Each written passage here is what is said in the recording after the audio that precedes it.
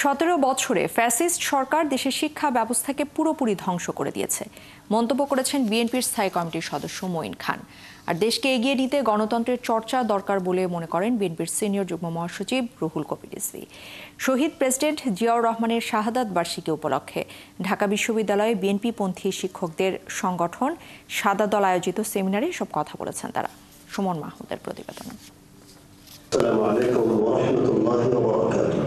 শহীদ president Ziaur রহমানের শাহাদাত বার্ষিকী উপলক্ষে সকালে ঢাকা বিশ্ববিদ্যালয়ে সিনেট ভবনে সেমিনারের আয়োজন করে সাদা দল। সেমিনারে বিএনপির স্থায়ী কমিটির সদস্য ডক্টর মঈন খান জানান, বিগত ফ্যাসিস্ট স্বৈরাচার সরকার দেশের শিক্ষা ব্যবস্থাকে পুরোপুরি ধ্বংস করেছে। যারা বিগত 15 বছরে শিক্ষা ব্যবস্থাকে সম্পূর্ণ ধ্বংস করেছে,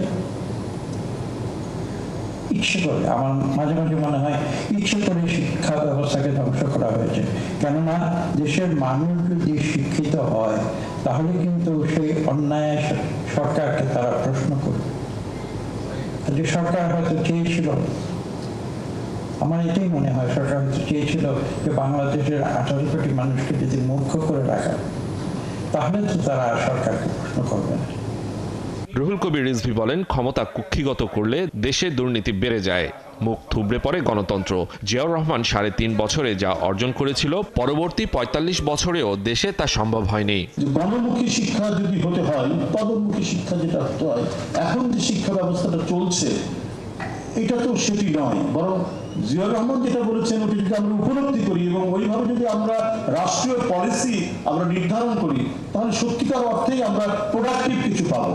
এদিকে বিকেলে নয়াপল্টনে বিএনপির প্রধান কার্যালয়ে দলের ভারপ্রাপ্ত চেয়ারম্যান তারেক রহমানের সহধর্মিণী জোবেদা রহমানের 53তম জন্মবার্ষিকী উপলক্ষে আলোচনা সভা, দোয়া পাঠ ও শিশুদের মাঝে উপহার সামগ্রী বিতরণ করা হয়।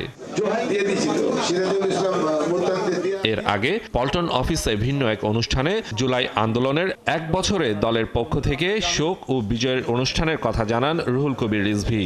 বলেন, 5 জুলাই থেকে শুরু হবে এই কর্মসূচি। জুলাই আগস্ট গণ অভ্যুত্থান, শোক ও বিজয়ের বর্ষপূর্তি পালন।